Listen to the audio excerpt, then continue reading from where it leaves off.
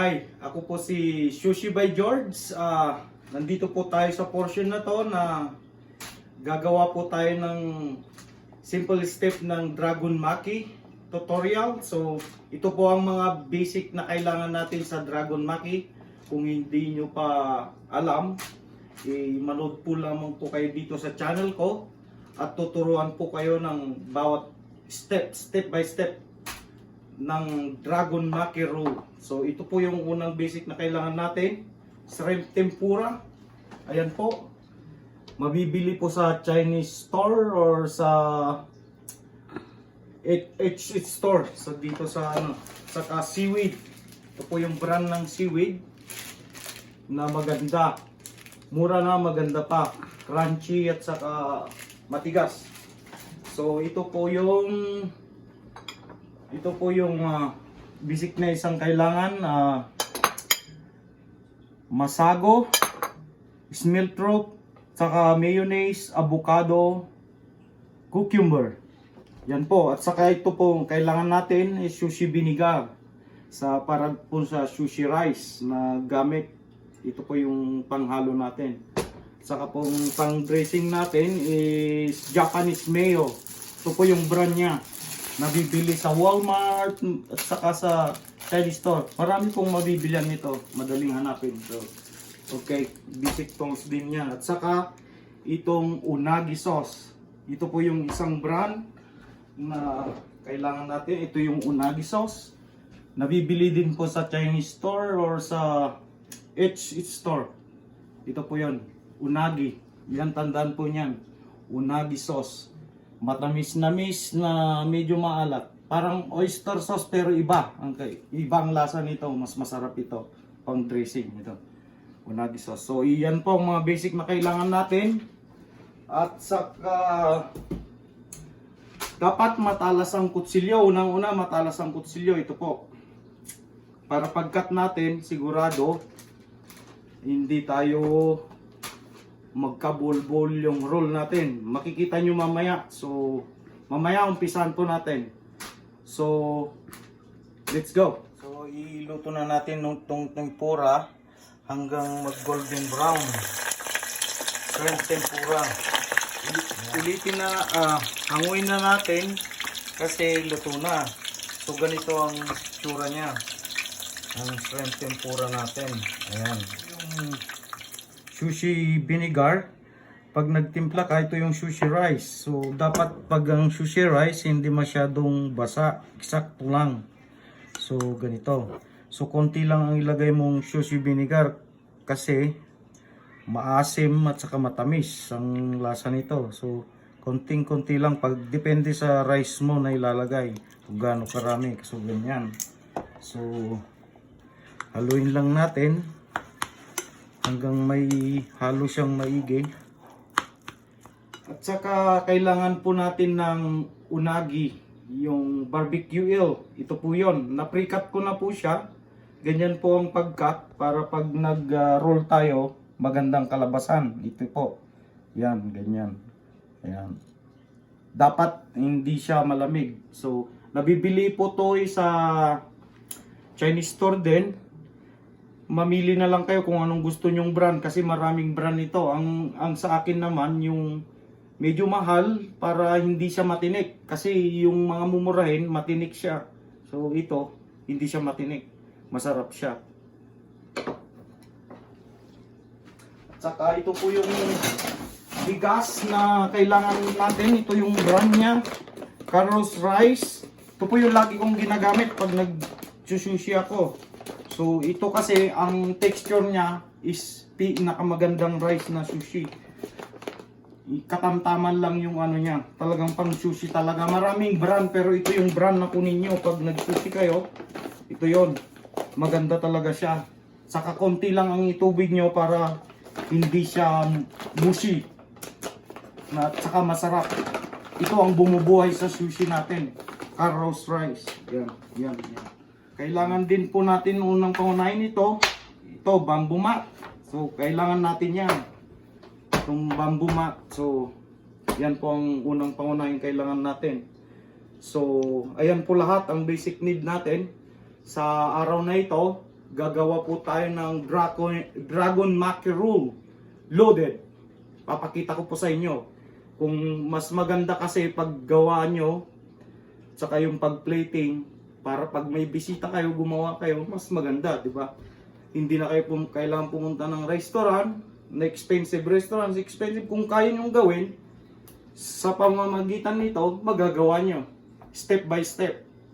Okay, mga kasushi, saan po na natin? Ito po yung kalahating seaweed lang ang kailangan natin. So ganyan, ang pag-spread ng rice is huwag masyadong madiin. Dahan-dahan lang, ganyan lang siya. Hanggang makilapan mo yung niya, yung mapiling yung lahat ng side. Ganyan. Tapos ganyan. Gaganon natin siya. Ayan na po siya. So ganyan po siya. Ano na po siya yan. Ayan, ganyan dapat. Huwag masyadong madiin kasi dapat ganyan lang, magaang lang ang pag ng pag-spread ng rice, ganyan lang. So ilalagay na natin yung barbecue oil, ganyan. Yan o siya. Ganyan. Tapos ganyan. Ganyan pa ang pag-spread po niyan. Depende po sa inyo kung gusto nyo ng lagyan ng sesame seed, pero sa akin hindi po kasi ito torch po natin ito. So yan po yan ang paglagay niya. Yan. Tapos walutin po natin ng saran wrap. Ganyan. Lagayin po natin ganyan. Baliktarin natin ganyan. Tapos ganito po, lagyan po natin dito sa dulo para pag nag-close tayo, hindi siya bubuka. Ganyan. Dapat ganyan po siya. Ang install at saka lagyan po natin sa gitna. Ito po. Yan po. Para yung dressing ay sa laman niya sa loob is kakapit siya. Hindi siya maghiwalay. So ito ang kailangan natin, mayonnaise. Mayonnaise siya, yan. Saka yung masago, yung snail throat, fish egg, yan. Tapos, cucumber. Huwag masyadong marami na cucumber, katamtaman lang po yan. So, avocado rin po. Yan to. Lagyan natin ng avocado, ganyan. Katamtaman lang din. Kasi ang sushi talaga is about balance lang. So, para hindi ma-overpower yung lasa niya. Ganyan lang. Tapos,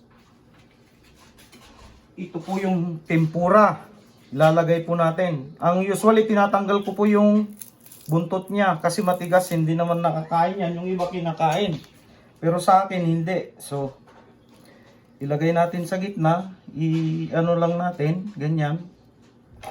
So, pag nailagay na natin ganyan, i-roll na natin. So, alalayan mo lang sa gitna, ganyan. I-press mo dito, yung ano niya, sa gitna, ganyan. Tapos, hilahin mo tong, guide mo yan. Huwag mo siyang didinan. So, ganyan lang. So, ganyan.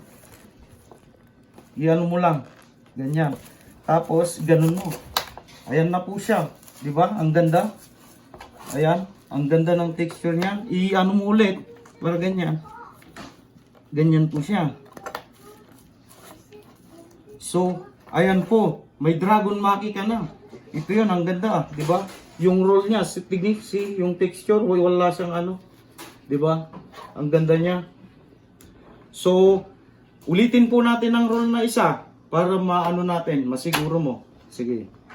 Dito po yung pangalawang roll natin. Ganun po, the same procedure po yon. Ganito. I-spread lang natin yung rice. Ganon. Ganito po. Hanggang mapil up natin yan. Pero wag yung didinan. Ganyan lang po siya. yung i-guide mo lang yung rice, wag mo siyang ididiin kasi pag yung sushi kasi mas masarap pag yung kinagat mo siya crunchy, hindi mushy. So ganyan. So tapos lalagyan natin ng dragon maki ay barbecue oil. Yan ulit. Ton. Lagay po na natin lahat to para masarap. Mas marami, mas masarap. O yan. So, tulad po din, lalagyan ng saran wrap. Tapos, babalik ta rin natin. Ganyan. The same procedure. Lagyan natin dito sa dulo para pag niroll natin, hindi siya bubuka. Tapos ito po yun, lagyan lang po natin sa gitna.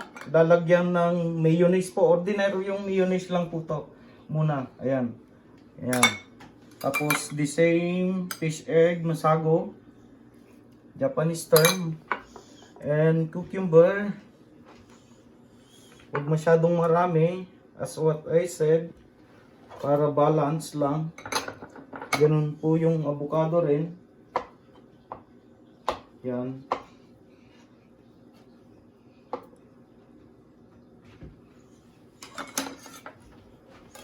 Tapos yung tempura shrimp.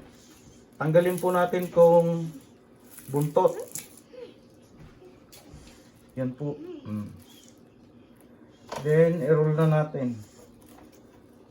Katulad ng sinabi ko, sa gitna mo lang siya itatama. Tapos, i-press mo siya. Then, hilahin mo tong saran wrap na to, guide mo nga ito, tapos i-roll mo na, ganyan.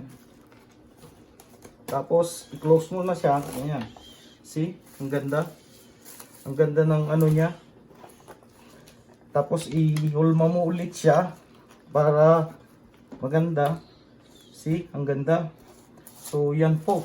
Nakadalawang dragon ka na. 'Di ba? Ang ganda po siya. Ito po, ikakat po na natin. Ang importante, matalas na kutsilyo at saka lagyan mo lagi ng tubig, kagaya niyan. Kasi ikakat na natin. So, kung hindi ka marunong mag-cut ng 1 by 1, pwede mong hatiin tapos i-ano mo. Pag beginner ka, ganito. Diba? Kalahati. Muna. Tapos, pantayin mo para pantay-pantay lahat. Ganyan. See, ang hagod po ng kutsilyo dapat matalim para ano, at sala pupunasan mo lagi. Yan. Dapat matalim siya. Pag yung single cut naman, pag marunong ka na, ganito po 'yon. Yan. Yan po siya. Yan lang po. Ang paghagod po ng kutsilyo, hindi ganon-ganon. So, lagi pong patras, ganyan. Ang pagkat sa sushi. Yan. Laging patras. Para yung ano ng kutsilyo, hindi siya imulmol. So, yan po yung sushi na nagawa na natin. So, ito po yung texture niya. Sa loob. Ang ganda, di ba? Yan po ang pinakamagandang texture niya. Ayan. Ipi-plating po natin. Ang pig-plate naman para maganda. See, ang gitna. Ang ganda. Ganyan lang po siya. Sideways. Mas maganda. Yan. Sideways. Yan. Plate po natin para maganda siya. Tignan. Yan. Diba? Ang ganda. Tapos, itong isa, dalawa siya. Hindi natin ayos ng konti. Yan. Yan.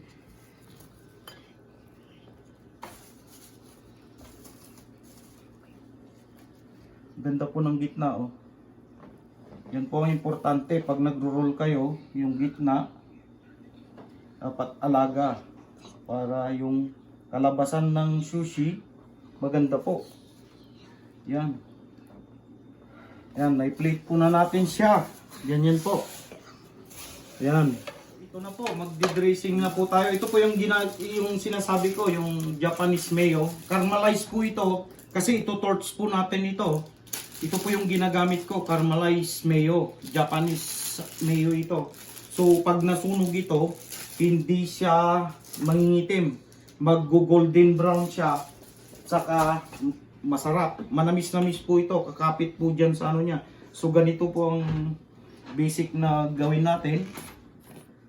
Ganyan lang. Ganyan. Tapos gagamitan ko po siya ng tsara. I-spread ko po siya. Yan. Para social yung sushi mo, di ba? Ganyan. Para pag plating ka, pang ano talaga. Panghandaan, kumbaga. Pero ikaw ang gumawa, di ba? Oh. Yan. So, ang basic need din natin, yan. So, tapos na po natin na i-dressing yan. Ang gagawin ko po is ito torch na. Ito po yung gamit kong torch. Yan. Nabibili po ito sa Amazon. Mura lang po ito. Torch na ito. Maganda, magaang. Kumpara po dito sa isang ginagamit ko. Ito, pero mas gusto ko ito, mas accurate. Pero ito, susubukan po natin kung maganda. Ito. Pero ito, ang gagamitin natin. So, ito torch na natin. Ayan. Tignan nyo po yung texture niya. Nag-burn na siya. Ayan po siya. Ang galing po ng pagkasunog niya. Huwag nyo masyadong sunugin. Yung katamtaman lang. Yung eksakto lang yung ano niya. Mabrown lang yung Japanese mayo. Ayan. Na para may ano yung tunagi. Yung barbecue natin. Ayan. Ayan po. So ganyan. Ang ganda. Diba? So ang gagawin po natin, ito po yung sinasabi kong unagi sauce. So, para magandang presentation mo, ganito po lang yung gagawin. Ito. Dahan-dahan, ganyan lang. Yan. Ayan po, ganyan. Sa kabila naman, yan, ganyan lang. Huwag masyadong marami kasi balance nga, di ba? Ayan po, ang ganda po ng texture niya. Tapos i-add po natin, ito po, yung tobacco. Smell trooper rin ito pero yung malalaki. Hindi parehas nito. So, mas maganda itong dressing. Maraming kulay po ito, may itim, may pula, at may green. Pero ito, pula gamitin natin. So, ito kasi pag inano mo pag binight mo siya, pagkagat mo, pumuputok yung nag-ano siya. Pumuputok sa bunganga. Ayan, ganun ang term nun. So, masarap po siya. Yan. Huwag masyadong marami kasi maalat po ito. Maalat na tobacco, fish egg. So, konti lang, balance lang. Yan. Ayan po siya. So, tapos na po natin nalagyan. Tapos ito po, fried garlic. Yung konti lang para yung lasa ng ano, yung lansa, hindi siya masyadong ano. So, konting-konti lang. Para ano lang niya. Pampawala ng lasa. Na lansa pala. Ayan.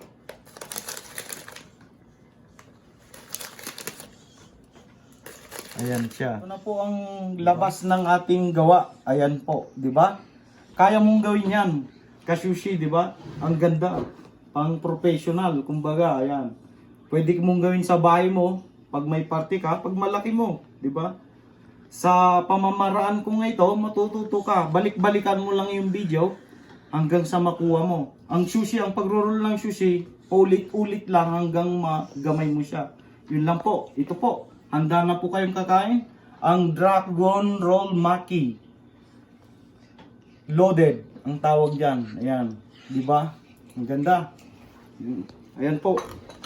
Kain na po. Kain po tayo. Kasushi. Ayan.